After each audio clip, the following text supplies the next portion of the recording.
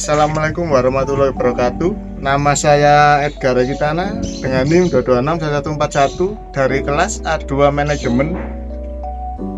Dibuatnya video ini untuk memenuhi tugas dari EPS mata kuliah kewirausahaan dengan dosen Ibu Kusnul Rofiah, sarjana ekonomi Magister Manajemen Cikar.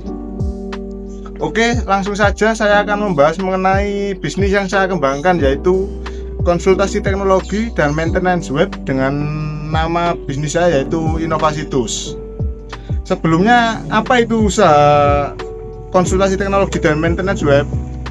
Konsultasi teknologi adalah proses di mana seorang ahli memberikan saran dan rekomendasi tentang bagaimana menggunakan teknologi untuk mencapai tujuan dari bisnis. Yang kedua, maintenance web merujuk pada pemeliharaan dan perawatan situs web agar tetap berfungsi dengan baik. Ini termasuk memperbarui konten, memperbaiki bug, memastikan keamanan dan performa situs. Dengan demikian, arti dari usaha konsultasi teknologi dan maintenance web yaitu layanan yang membantu bisnis dan individu dalam mengelola dan mengembangkan situs web mereka. Selanjutnya, untuk posisi dalam bisnis yang saya jalani ini, dari semua divisi itu saya yang menghandle, seperti sosial media promosi, media pemasarannya, manajer yang menghandle keuangan, terus kepada pelayanan kepada konsumen juga itu saya semua yang menghandle. Selanjutnya, alasan saya memilih usaha maintenance teknologi dan maintenance web dan konsultasi teknologi yaitu karena permintaan pasar yang tinggi. Di era digital ini, hampir setiap bisnis memerlukan kehadiran online. Dengan meningkatnya permintaan untuk layanan web, peluang untuk konsultasi dan pemeliharaan sangat besar. Yang kedua, keahlian yang dapat diterapkan. Saya dapat memanfaatkan keahlian teknis yang dimiliki untuk membantu bisnis mengoptimalkan website mereka.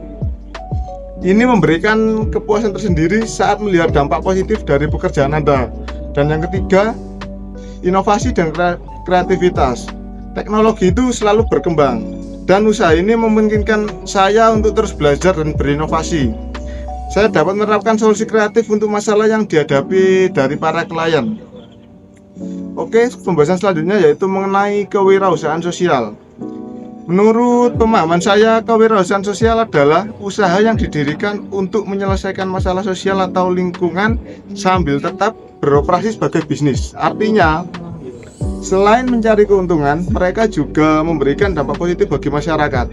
Tujuan utama dari kewirausahaan sosial adalah menciptakan perubahan sosial yang baik. Misalnya, mereka mungkin berfokus pada isu-isu seperti kemiskinan, pendidikan, kesehatan, dan lingkungan. Terus, untuk bentuk kepedulian sosial saya memberi sedikit rezeki untuk para pencari nafkah pada malam hari, para pejuang nafkah.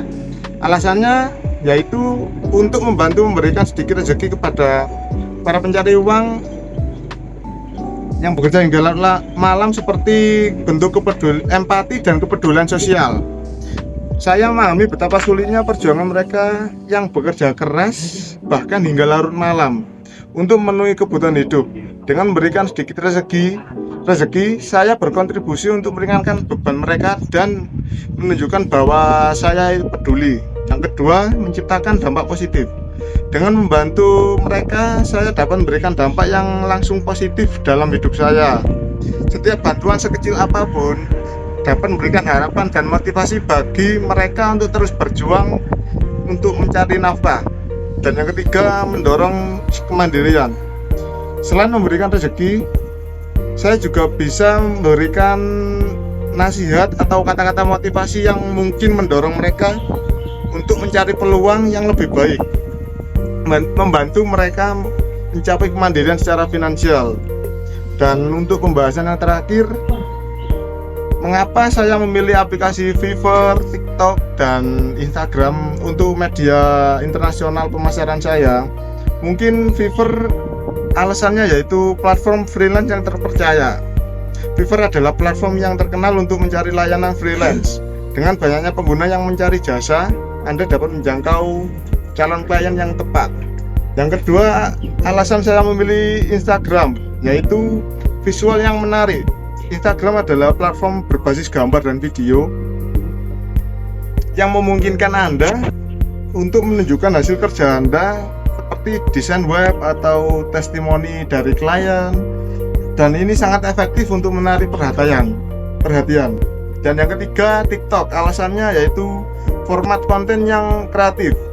TikTok memungkinkan saya untuk membuat konten singkat dan menarik seperti tips teknologi atau tutorial singkat tentang pemeliharaan web. Ini dapat menarik perhatian pengguna dengan cara yang sangat menyenangkan. Mungkin itu saja penjelasan dari saya selaku kelompok 12 mengenai bisnis layanan konsultasi teknologi dan maintenance web yang bernama Innovasitus yang saya kembangkan. Kurang lebihnya saya mohon maaf, dan untuk akhir kata, wassalamualaikum warahmatullahi wabarakatuh.